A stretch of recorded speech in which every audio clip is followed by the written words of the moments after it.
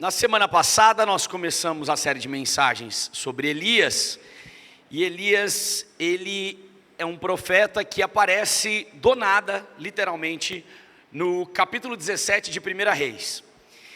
E é interessante porque nós sabemos que Elias é de uma cidade desconhecida, de uma região também desconhecida, e Elias não veio da escola dos profetas, Elias não foi concebido dentro de uma classe sacerdotal, e de repente Elias propaga uma palavra para algumas pessoas, para o rei Acabe, dizendo que não iria chover enquanto ele não liberasse uma palavra sobre aquele reinado.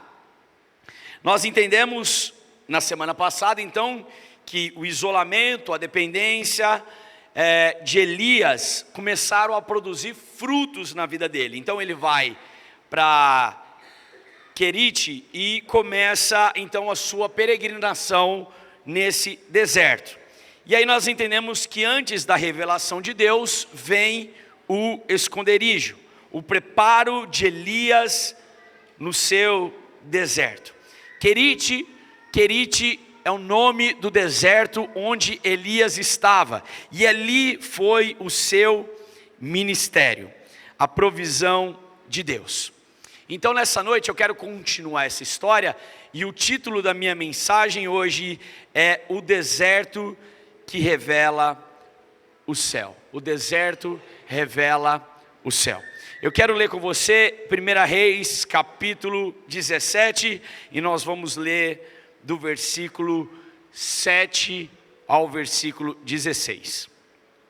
E o título é A Viúva de Serepta, que diz assim: algum tempo depois, o riacho secou-se por falta de chuva na terra.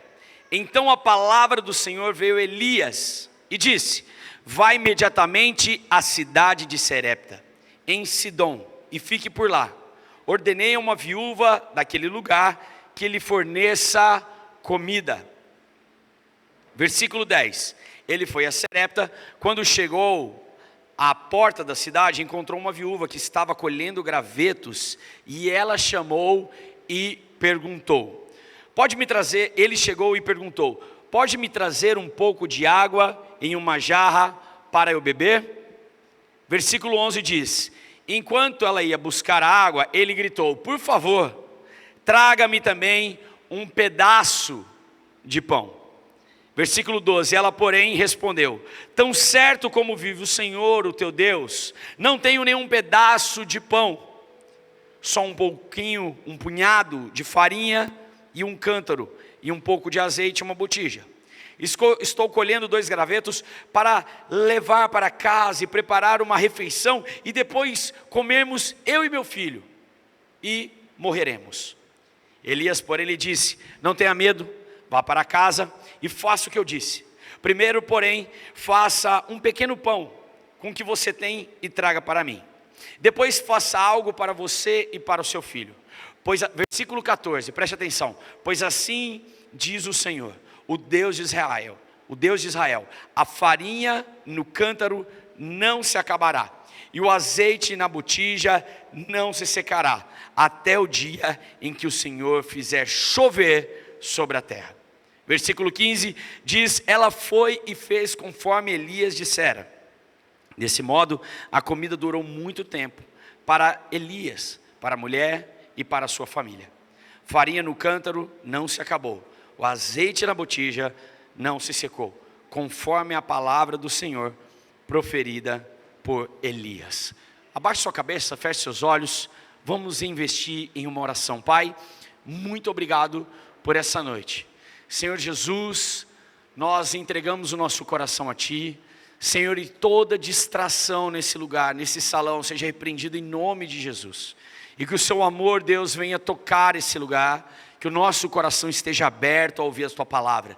Senhor Jesus, em nome do Senhor, eu clamo a Ti, eu rogo a Ti, que o Senhor venha com Seu poder sobre cada coração aqui nessa noite. O nosso coração é uma terra boa, pois a Tua palavra é uma semente, e nós queremos ser semeados nessa noite, em nome de Jesus. E toda a igreja diz, Vamos aplaudir Jesus nessa noite, amém, pessoal? Glória a Deus. Irmãos, foi tão interessante na semana passada, logo depois da pregação, porque eu ouvi algumas pessoas me dizendo assim: pastor, eu já pulei uns textos para frente para descobrir como que vai ser o final dessa história. E o final dessa história nós vamos ver apenas no capítulo 2 de 2 Reis. Elias, ele vai a Querite, e ali ele começa aquele momento onde ele está se descobrindo no deserto. Então de repente a água seca. Por que a água seca? Porque exatamente o próprio Elias tinha dado uma palavra de ordenança para que parasse de chover. Então, obviamente, logo o riacho se secou. Então, naquele momento, Elias sai do lugar onde ele estava e vai para uma cidade chamada Serepta. Diga para mim, Serepta. Ok. Serepta significa fornalha. A cidade, o nome dela, a etimologia da palavra é fornalha. E Deus conduziu Elias da solidão de Querite à escassez de Serepta, mostrando para Elias que o deserto não é o fim, mas a sala de aula da confiança nele. Sabe de uma coisa, irmãos? Eu quero muito poder seguir aqui o meu esboço de pregação, mas nessa noite eu preciso que você preste muita atenção. Eu tinha preparado um outro texto, uma outra mensagem, falando sobre essa viúva, e falando sobre a multiplicação da farinha e do azeite, mas Deus ele tocou muito no meu coração, que nós precisamos falar sobre o deserto. Nós precisamos falar sobre o momento qual nós estamos vivendo, no qual nós estamos vivendo, um momento de sequidão.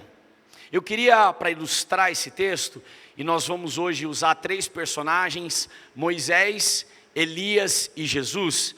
Eu queria que você abrisse a sua Bíblia comigo em Deuteronômio capítulo 8. Deuteronômio é o 5º livro da Bíblia e o número 5 do Pentateuco. Está lá no início da Bíblia. Deuteronômio capítulo 8.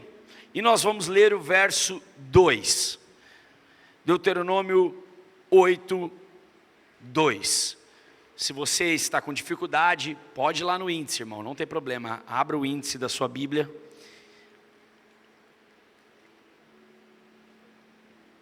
Deuteronômio 8, 2, diz assim: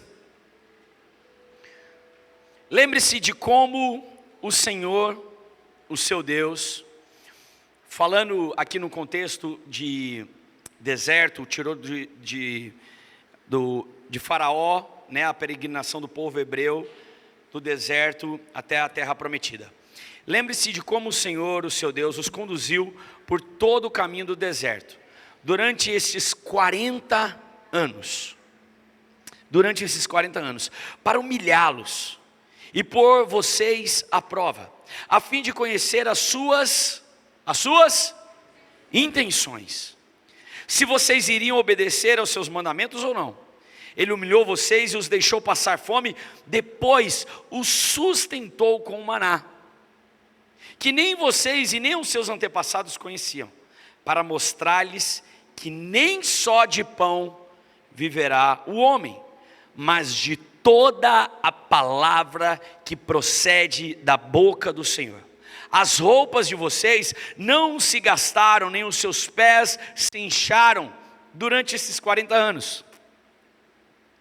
Saibam, pois, no seu coração, que como um homem disciplina o seu filho, assim o Senhor, o seu Deus, disciplina vocês. Irmãos,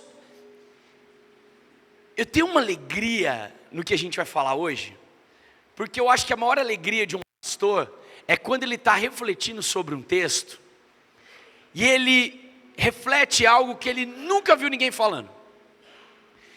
E o que eu vi nesse texto, e eu vi um pouquinho mais adiante, em alguns outros textos, foi um padrão de Deus sobre o deserto da vida do cristão. Deus, ele tem um padrão. Então, se você está passando um deserto, você vai conseguir entender muito melhor a etapa que você está vivendo agora, e você já vai saber o que Deus vai fazer na sua vida. Exatamente um padrão. Aqui, como está escrito, nem só de pão viverá o homem, mas de toda a palavra que procede da boca de Deus. Nós vemos esse mesmo texto sendo dito por Jesus na sua tentação no deserto, mediante a Satanás oferecendo a ele a transformar as pedras em pães. No momento de tentação, onde Jesus estava com fome nos seus 40 dias, Satanás oferece a Jesus a transformar pedras em pães. E é exatamente esse texto que Jesus diz. Então eu gostaria que você anotasse essa mensagem, para que você possa refletir e entender em qual momento você está da sua vida. A primeira coisa e o primeiro padrão, por favor, preste atenção. O primeiro padrão que nós podemos entender de um deserto na nossa vida, é que o deserto é a agenda de Deus. Vira para quem está do seu lado e diz para ele assim: o deserto é a agenda de Deus. O deserto é um propósito. Diga comigo, o deserto é um propósito. O deserto é um propósito. Veja em alguns textos, e você não precisa abrir, a gente vai pôr no telão. Veja em alguns textos como o deserto é algo proposital de Deus nas nossas vidas. Êxodo capítulo 13, versículo 18, diz assim: assim Deus fez o povo dar a volta. Assim Deus fez o povo dar a volta pelo deserto, seguindo o caminho que levava ao Mar Vermelho. E os israelitas saíram do Egito preparados para lutar. Assim Deus fez. Assim Deus conduziu. Marcos capítulo 1, versículos 12 ao 13, diz assim: em seguida, o Espírito impeliu Jesus ao deserto. Em algumas outras versões diz: o Espírito Santo de Deus impeliu Jesus ao deserto, onde foi tentado por Satanás durante 40 dias. Estava com os animais selvagens e os anjos o serviam. 1 Reis capítulo 17, versos 7 ao 9 diz: algum tempo depois o riacho secou por falta de chuva. Então a palavra do Senhor veio a Elias: vai imediatamente para a cidade de Serepta, em Sidom, e fique por lá. Irmãos, a gente vê nesses três textos um padrão, que o próprio Espírito de Deus nos leva ao deserto. Mas sobre qual condição? Sobre a condição daqueles que realmente querem servir a Deus. Sobre a condição daqueles que querem realmente viver uma vida em Deus. Não uma vida religiosa, mas uma vida transformadora em Deus.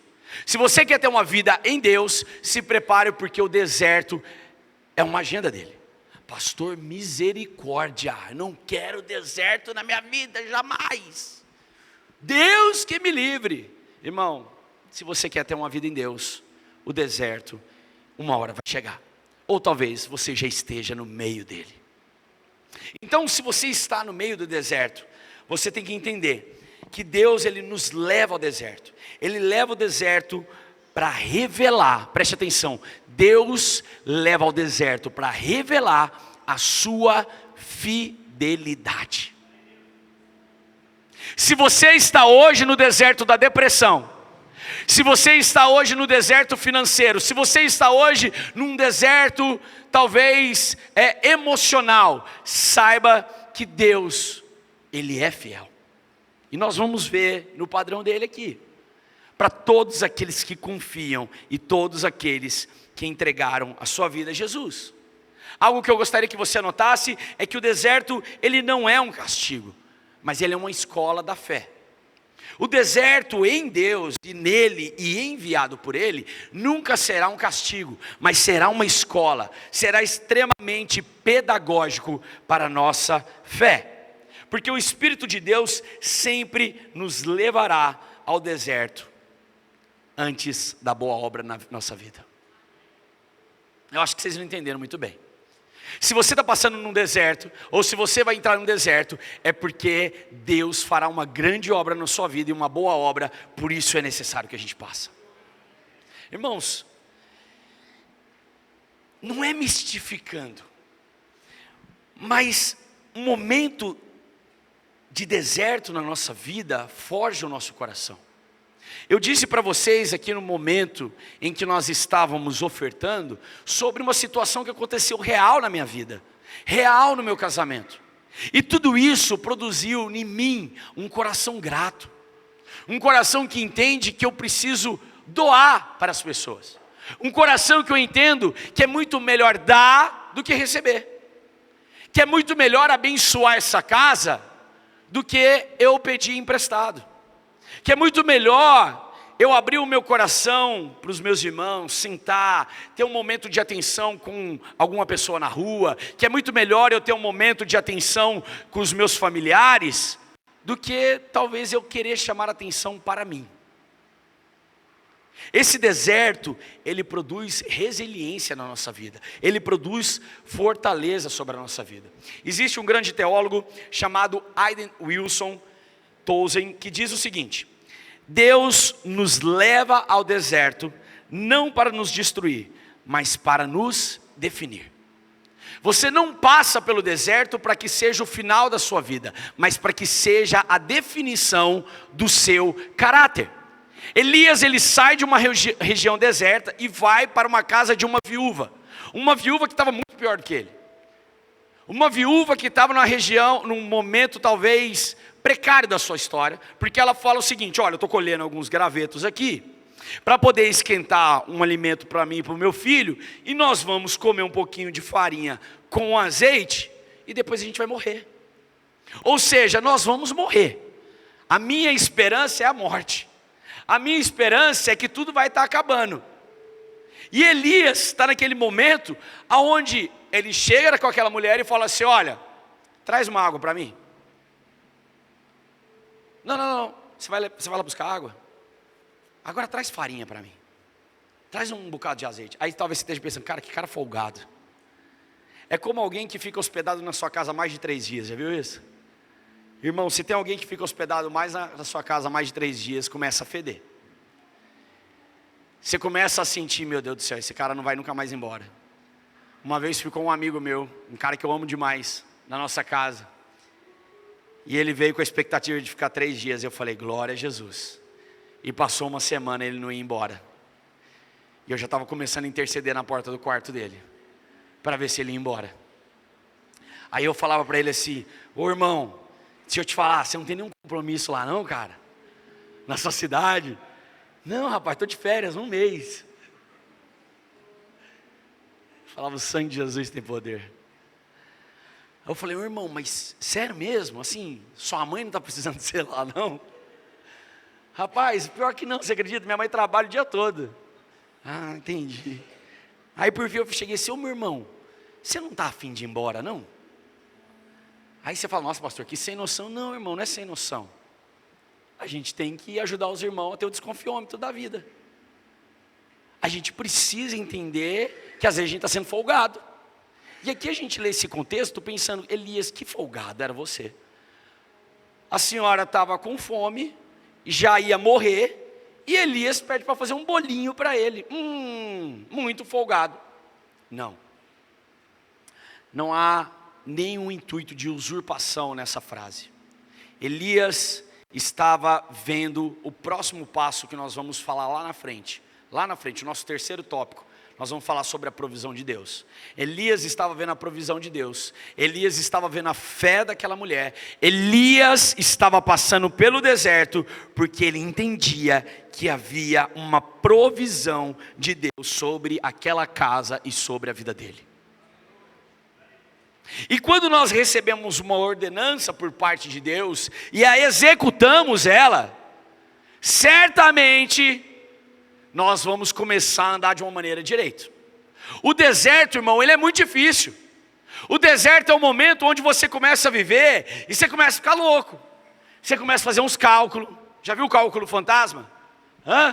Vou ganhar 1.000 esse mês, talvez 500 mês que vem. Ih, rapaz, mais 30, hein? Tem aqui, hein? Nem sei, mas acho que vai rolar esse 30 aqui também. Ó, vai fechar aqui, vai dar 1.530. Ó, legal. Então eu acho que eu posso comprar uma bicicleta para mim. Aí você espera aquele dinheiro, aí dá no mês, você ganhou R$500. Você fez um monte de cálculo fantasma. Você esperou um monte de dinheiro e não aconteceu nada na sua vida. E aí é um momento que bate o desespero. Fala, meu Deus, o que está acontecendo? Meu Deus, por que o Senhor me abandonou? É porque você esperou a provisão da sua mão. Você não esperou a provisão da mão de Deus. O deserto é a parte da agenda de Deus para desintoxicar o nosso coração e quebrar o nosso orgulho. Quebrar o nosso orgulho. Quantas pessoas orgulhosas. Na sexta-feira, nós fomos convidados a participar de uma inauguração de um lugar chamado Ark, em Ribeirão Preto. É uma casa de um grande escritor chamado Augusto Cury. E ele fez esse convite a nós. A gente vai começar um projeto junto agora com ele. E a gente estava ali, nós fomos, eu, Jana e as meninas. E meu irmão, eu nunca tinha visto tanta gente rica no mesmo lugar, no mesmo metro quadrado.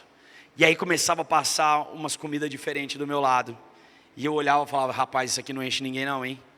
Um pãozinho, passava depois um presuntinho. E eu falava, Jesus, que hora que vai ser a janta nisso aqui que não está rolando? Porque a gente é acostumado, né, a viver em família, a gente já espera uma coxinha, a gente já espera a janta, a gente já espera o macarrão acontecendo, né, a macarronada, mas não estava acontecendo nada. Mas teve uma coisa que me chamou muita atenção. Um rapaz, ele pegou o microfone e ele foi dar uma palestra. Em nenhum momento, ele conseguia falar de alguma outra pessoa, ele falava só dele mesmo. E ele só falava dele mesmo de um intuito de engrandecer o coração dele. Porque eu já construí tantas casas, eu já fiz tantos projetos, eu fiz tantas coisas e tal. E era uma palestra, e eu estava esperando qual era o desfecho dessa palestra. Falei assim, algum momento ele vai falar, olha, mas para a sua vida vai mudar isso e aquilo. E acabou a palestra dele, ele foi embora. Eu falei, mas rapaz, eu conheci só a história dele e não aconteceu nada. Era palestra sobre uma autoajuda da vida dele mesmo, como que era uma biografia, que foi essa história? Isso me chamou muita atenção porque nós vivemos numa geração onde as pessoas querem sobressair umas às outras, onde o seu cartão de visita é quantos projetos bem-sucedidos eu fiz, quantas pessoas eu conquistei, quantas pessoas eu alimentei, quantas pessoas eu orei, por quantas pessoas eu preguei, o que eu fiz da minha vida? Olha aqui, está aqui, ó, eu fiz isso, fiz aquilo outro, aquilo outro. Mas isso diante de Deus não vale nada. Não vale nada.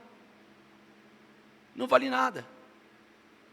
No próprio livro de Eclesiastes nos diz do que adianta trabalhar tanto e não poder colher dos próprios frutos do seu trabalho. Não vale nada diante de Deus, mas o deserto é onde nós entendemos que é um processo de desintoxicação e quebrar o nosso orgulho. Quantos estão entendendo essa mensagem nessa noite, amém? Nós vivemos em uma geração que quer uma glória sem passar pelo querite, ou seja, pelo deserto. Porém, no deserto nós sempre temos, decora isso comigo, irmão, no deserto que você está vivendo, você sempre tem um elemento surpresa. E qual que é o elemento surpresa?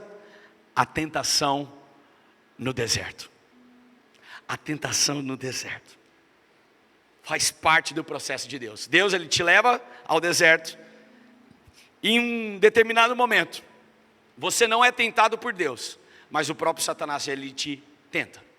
Nós vemos Jesus nos 40 dias dele, e aí a Bíblia nos descreve, não fala qual dia, mas diz que Jesus, ele é tentado. Satanás aparece para ele e fala assim, você está com fome, né?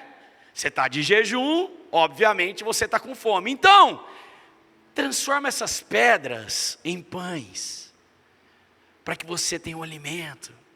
E aí que Jesus diz, nem só de pão viverá o homem, mas de toda palavra que procede da boca de Deus. Em Moisés é tentado a desistir por tamanha reclamação daquele povo. O que a Bíblia nos diz no livro de Êxodo? Que o povo olhava para Moisés e falava assim: Moisés, nós estamos andando, já vai fazer 1 hora. Moisés, nós já estamos andando faz 1 ano. Moisés, já faz 10 anos. Moisés, 40 anos. Não era melhor a gente ter morrido no deserto, morrido lá em Faraó, do que morrer aqui nesse deserto? Moisés, não era melhor a gente ter continuado escravo, do que estar aqui hoje passando dificuldade? E o detalhe é o seguinte, que eles não estavam passando dificuldade. Elias, nesse momento da sua vida, ele foi tentado a abrir mão do seu ministério. Irmão, presta atenção aqui, por favor. Momento de deserto vai ter tentação sobre sua vida. E eu queria falar, por exemplo, para os casais. No momento do deserto do seu casamento, você vai ser tentado a abandonar o seu casamento. No momento do seu deserto financeiro, você vai ser tentado a abrir mão dos seus sonhos. No momento de deserto psicológico seu, você vai ser tentado talvez a tirar a sua própria vida. No momento de deserto, muitos de nós somos tentados. E eu quero fazer uma referência a um homem que foi tentado. Ele estava passando um momento de deserto e para mim é um dos maiores exemplos. Jó. Se você conhece a história de Jó, você vai lembrar que Jó, ele era um cara temente a Deus. E de repente um dia Satanás aparece para Deus e fala assim: seu servo Jó está lá embaixo, né? Vistes meu servo Jó, ele é fiel, ele é um cara bondoso. Então deixa que eu toco nele. Ok, ele vai ser fiel. E aí Jó perde a sua casa, a sua família, o seu gado, perde tudo. Momento de deserto. E naquele momento de deserto, a mulher de Jó semeia uma sementinha de tentação no coração de Jó. O que ela fala para ele? Jó, amaldiçoa o teu Deus para que você morra. Amaldiçoa o teu Deus. Olha o jeito que você está vivendo, cara. De jeito deplorável. Eu tenho andado pelas ruas e algumas semanas atrás eu encontrei um morador de rua e eu estava trocando uma ideia com ele e ele me contando um pouco da experiência dele sobre a perda da família, o abandono da família, mas ele tinha um grande sonho de poder voltar para sua casa. E eu disse para ele assim: cara, volta para sua casa. Pastor, eu sou usuário de crack, é muito difícil. E aí eu disse para ele: cara, se você precisar de ajuda, a gente vai te ajudar, a gente vai correr atrás de algum lugar para você se cuidar. Ele disse assim: mas muitas vezes o crack é mais forte do que o meu desejo. As tentações, elas batem a nossa porta. Uma pessoa que é viciada em uma vida de promiscuidade sexual, tenta se libertar todos os dias, mas ela é sempre tentada a viver uma vida de promiscuidade sexual. Uma pessoa que está vivendo o deserto do casamento é tentado a adulterar. Uma pessoa que vive no deserto, ele é tentado a abrir mão dos seus sonhos. E eu gostaria de falar três tópicos muito importantes. O inimigo, ele sabe que no deserto nós somos vulneráveis. E ele usa 3 armas. Primeiro, a dúvida. Diga comigo, a dúvida. A pergunta que fica no nosso coração: será que Deus está comigo? Segundo tópico, a comparação. Diga comigo, a comparação. A comparação. Você olha para a vida do fulano e fala: nossa, que casamento lindo. A irmã é casada com um homem maravilhoso. E olha meu marido, que barrigudo. Ou olha meu marido, não faz nada dentro de casa, é um imprestável. Você é tentado a comparar as pessoas. Sabe aquela expressão: a grama do vizinho sempre é mais verde? No deserto da nossa vida, nós caímos na tentação horrorosa da comparação. E por último, o cansaço espiritual. O cansaço espiritual nos revela realmente quem nós somos. Onde você está passando pelo deserto e você diz: não vale mais a pena servir esse Deus, não vale mais a pena eu buscar esse Deus. Talvez eu vou procurar em outros lugares, talvez eu vou procurar de alguma outra forma. Números capítulo 21, versículo 4, versículo 5, não precisa abrir. Livro de Números, o quarto livro da Bíblia, diz o seguinte: partiram eles para o monte Or, pelo caminho do Mar Vermelho, para cortarem a terra de Edom. O povo, porém, ficou impaciente no caminho e falou contra Deus e contra Moisés, dizendo: por que vocês nos tiraram do Egito para morrer no deserto? Não há pão, não há água, já estamos fartos desta comida miserável.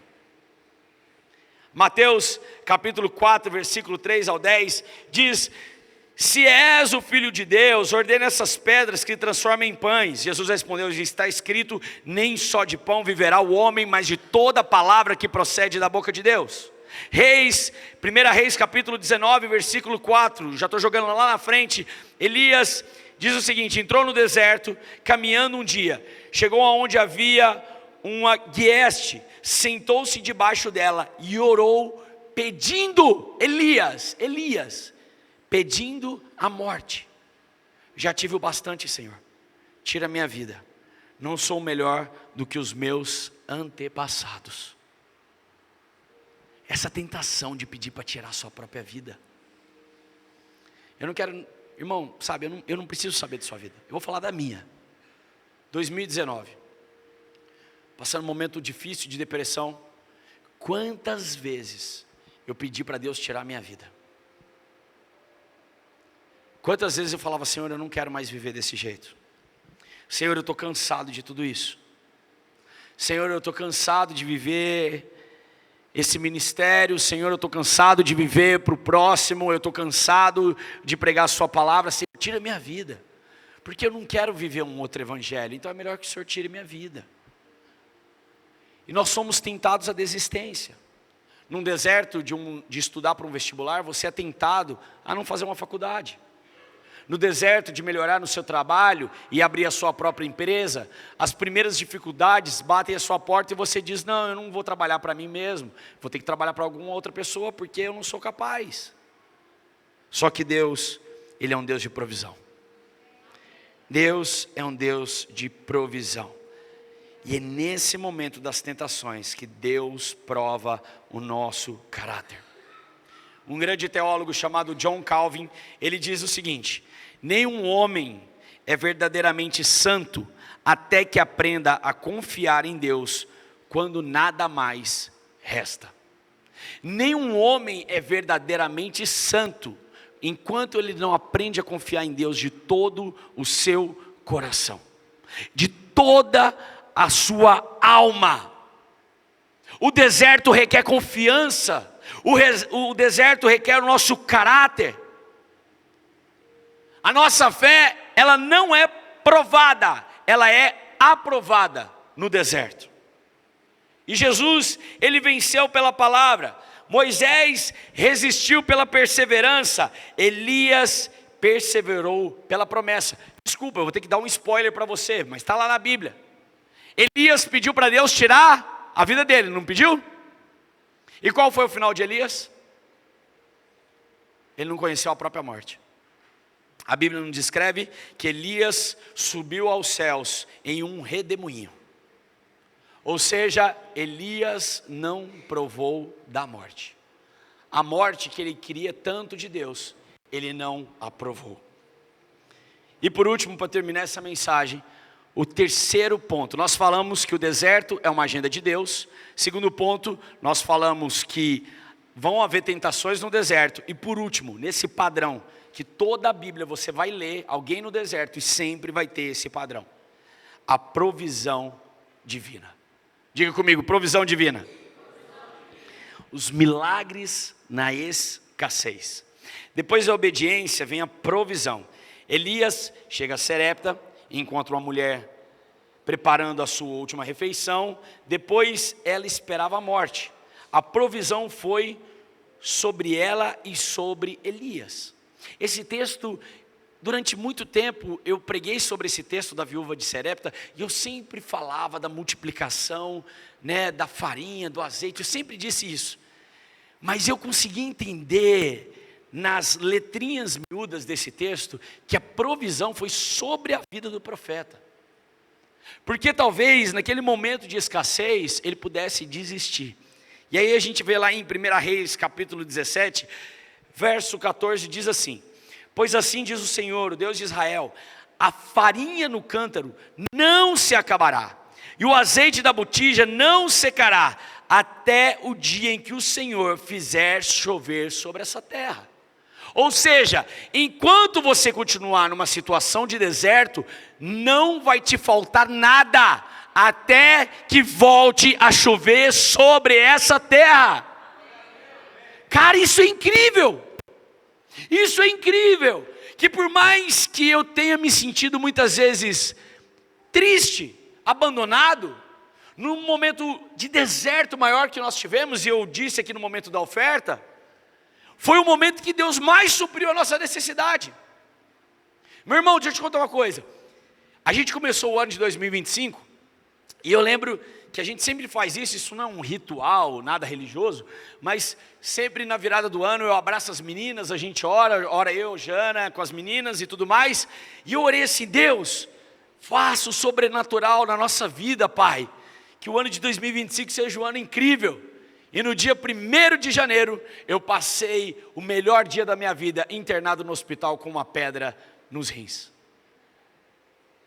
E o médico olhou para mim e falou: vai ter que fazer uma cirurgia, hein, rapaz? Você está com uma pedra de 0,7 aí para sair, hein? E ela não vai sair.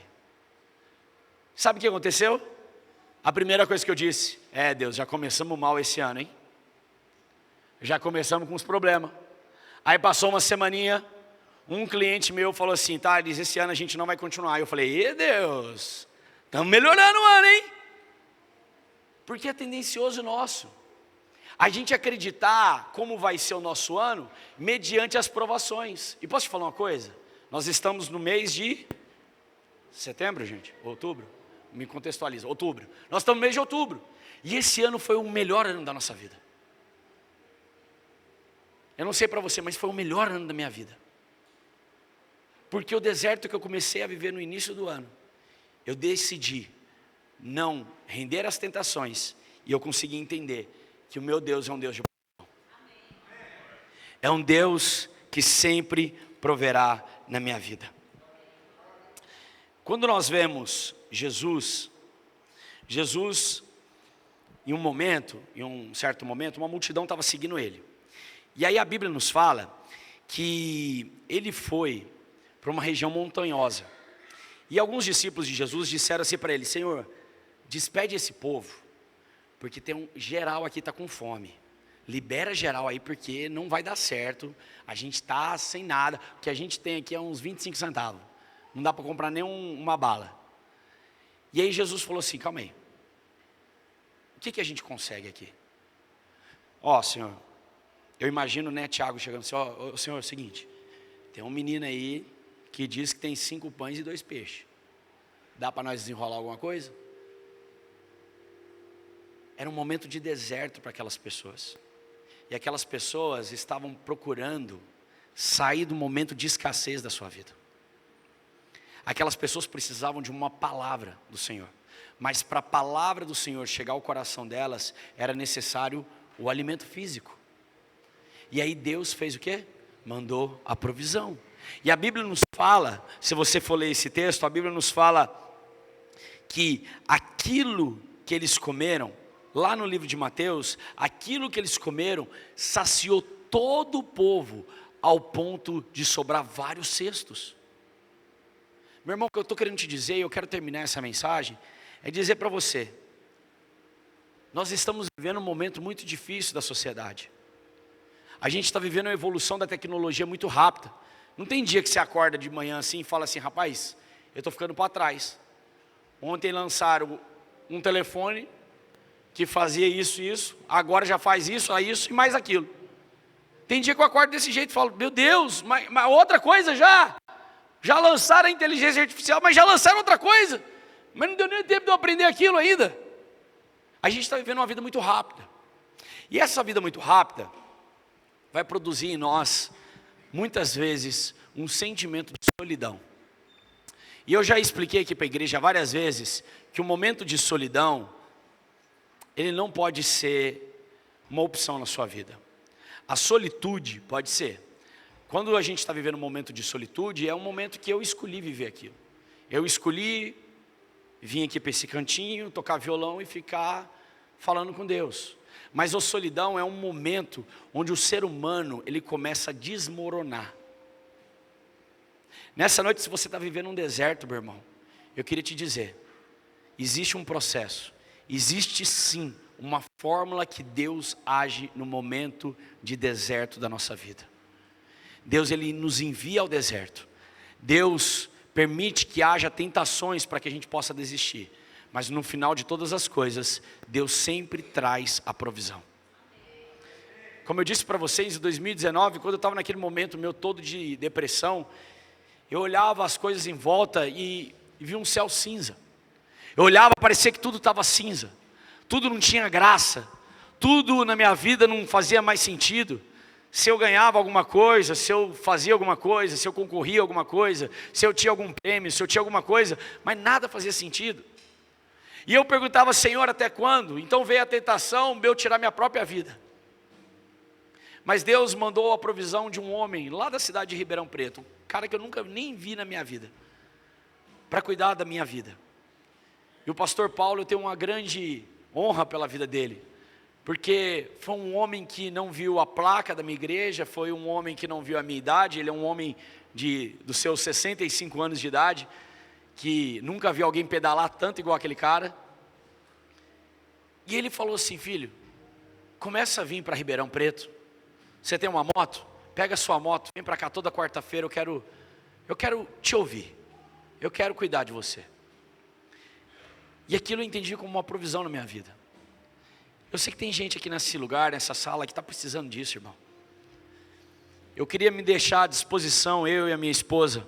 Se caso você precisa de ajuda, nos procure. Se você precisa de um discipulado, nos procure. Se você não quiser nos procurar, não tem problema, nós temos o Lucas e a Camila aqui, nós temos o Alisson, a Grazi, nós temos o Bruce e a Letícia, nós temos tantas outras pessoas que você pode procurar. Mas eu queria te falar, meu irmão, não desiste não. Vamos mais um pouquinho. Tá difícil, tá, mas vamos mais um pouco. Não desiste da sua vida não, cara.